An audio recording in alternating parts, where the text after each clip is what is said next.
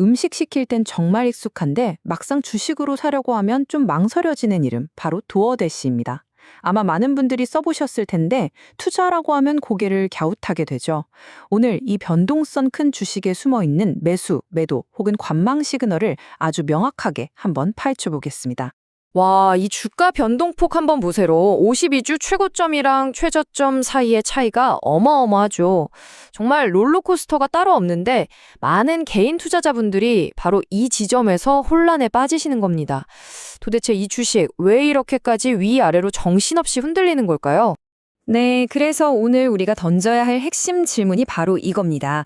단순히 오르락내리락하는 주가 그래프 뒤편에서 이 회사의 내부에선 지금 진짜 무슨 일이 벌어지고 있는지 한번 제대로 들여다보겠습니다. 자, 그럼 본격적으로 한번 시작해 볼까요? 오늘 우리가 살펴볼 순서는 이렇습니다. 먼저 숲을 보고 그 다음은 숫자를 통해 나무를 하나하나 뜯어볼 거고요. 이어서 경쟁은 얼마나 치열한지, 그리고 마지막으로 가장 중요한 미래 시나리오까지 한번 그려보겠습니다. 도어대시 이야기를 한마디로 요약하면요. 사실 서로 다른 세 가지의 힘이 아주 팽팽하게 줄다리기를 하고 있는 형국입니다. 그리고 이 힘들이 엎치락뒤치락 하면서 주가를 계속 흔들고 있는 거죠. 바로 이겁니다.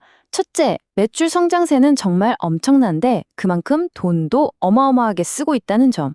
둘째, 시장 1등이라는 막강한 지위를 가졌지만 그 자리를 위협하는 경쟁자나 규제 같은 위협도 만만치 않다는 것. 그리고 마지막으로 회사는 계속 새로운 사업에 도전하는데 시장은 그게 진짜 돈이 될까 하는 의심의 눈초리를 거두지 않고 있다는 거죠. 이 세 가지가 팽팽하게 맞서고 있는 겁니다. 자, 그럼 말로만 할 게 아니라 이게 실제 숫자로 어떻게 나타나는지 한번 봐야겠죠. 가장 최근에 나온 분기 보고서를 가지고 와서 냉정하게 팩트 체크부터 해보겠습니다. 이야, 숫자는 정말 대단합니다. 우선 매출이 작년 같은 기간보다 무려 27%나 늘어서 34억 달러를 기록했고요. 총 주문 건수도 21%나 늘어난 7억 7,600만 건이에요. 이게 어느 정도냐면 석 달 만에 거의 8억 건에 가까운 주문을 처리했다는 거거든요. 이 회사의 규모가 얼마나 크고 또 여전히 얼마나 빠르게 성장하고 있는지 이걸로 그냥 딱 설명이 되는 거죠. 특히 이 27%라는 매출 성장률, 이게 정말 중요합니다. 왜냐하면 많은 사람들이 이제 배달 시장도 클 만큼 컸다고 생각하는데 그 안에서도 두어대시는 여전히 이렇게 강력하게 영토를 확장하고 있다는 아주 명백한 신호거든요. 아마 지금 많은 분들이 딱 이 생각을 하고 계실 겁니다. 알겠다. 매출 늘어나는 건 알겠는데 그래서 주머니에 남는 돈은 얼마고 앞으로도 계속 이렇게 잘할 수 있느냐? 바로 이 질문이죠.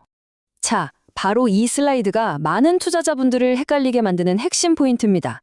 왼쪽에 있는 갭 순이익은 세금부터 이자까지 모든 비용을 다 빼고 나서 정말 최종적으로 남은 돈, 그러니까 최종 성적표 같은 거예요. 흑자 전환에 성공했죠. 그런데 회사는 오른쪽에 조정 EBITDA라는 숫자를 더 강조합니다. 이게 뭐냐면 잠깐만요. 회계상 비용 빼고 우리가 실제로 장사해서 번 현금은 훨씬 많아요. 라고 말하는 것과 같아요. 우리 월급으로 치면 세금 다 떼고 통장에 찍힌 실수령액, 순이익도 있지만 세전 연봉, EBITDA는 훨씬 큰 것과 비슷한 거죠.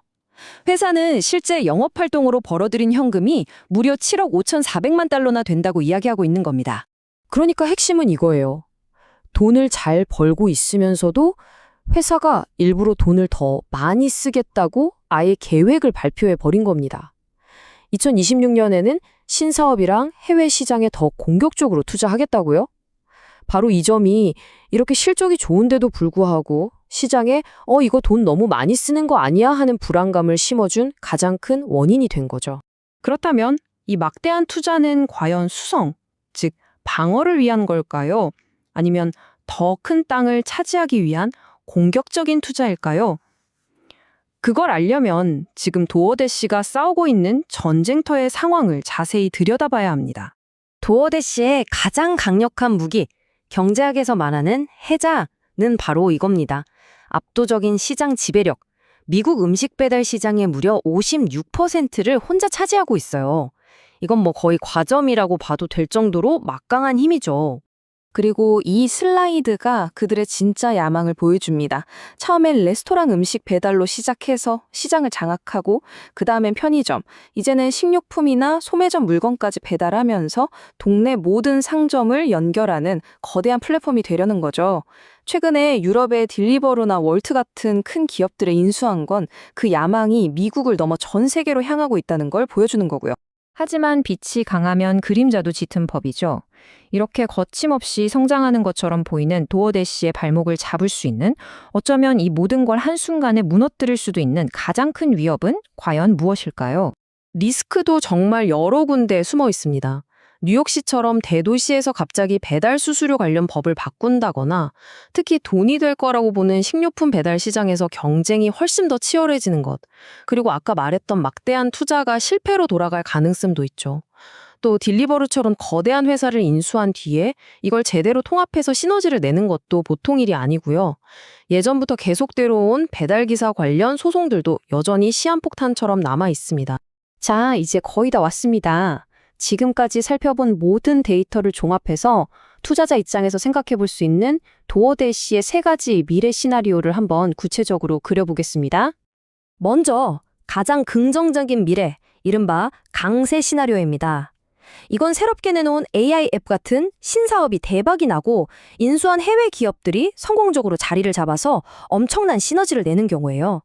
반대로 상상할 수 있는 최악의 미래, 약세 시나리오는 정부 규제가 계속 발목을 잡고 2026년에 쏟아붓기로 한 막대한 투자가 결국 아무 선거 없이 비용으로만 사라져버리는 경우겠죠. 하지만 사실 이 양 극단을 제외하고 현재 데이터로 봤을 때 가장 가능성이 높은 시나리오는 아마 이 중간 어디쯤일 겁니다.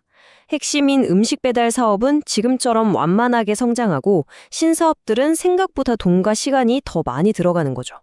그 결과 수익성은 외부 뉴스나 경쟁 상황에 따라 계속 출렁이고 주가 역시 한동안은 지금처럼 큰 변동성을 보일 가능성이 가장 높다고 할 수 있습니다. 그런데 말이죠. 여기서 정말 흥미로운, 어쩌면 이 모든 분석에서 가장 중요한 시그널일지도 모르는 단서가 하나 있습니다. 회사가 대규모 투자를 하겠다고 발표해서 시장이 온통 불안에 떨던 바로 그 시점에 내부자인 알프레드 린 이사가 무려 1억 달러, 우리 돈으로 1,300억 원이 넘는 자기 회사 주식을 샀다는 겁니다. 회사의 속사정을 그 누구보다 잘 아는 사람이 자신의 엄청난 돈을 회사의 미래에 걸었다는 것, 이건 그 어떤 애널리스트의 보고서보다 더 강력한 믿음의 표현 아닐까요? 결국 도어대시에 대한 투자는 바로 이 질문에 대한 여러분의 답을 찾는 과정입니다. 이 회사가 지금의 막대한 투자를 발판 삼아 아무도 넘볼 수 없는 거대한 지역 상거래 제국을 건설하는 과정에 있는 것인지, 아니면 그저 돈이 많이 드는 불확실한 쳇바퀴 위에서 아슬아슬하게 달리고 있는 고성장 기계에 불과한 것인지, 그 판단은 결국 이 영상을 보시는 여러분의 몫입니다.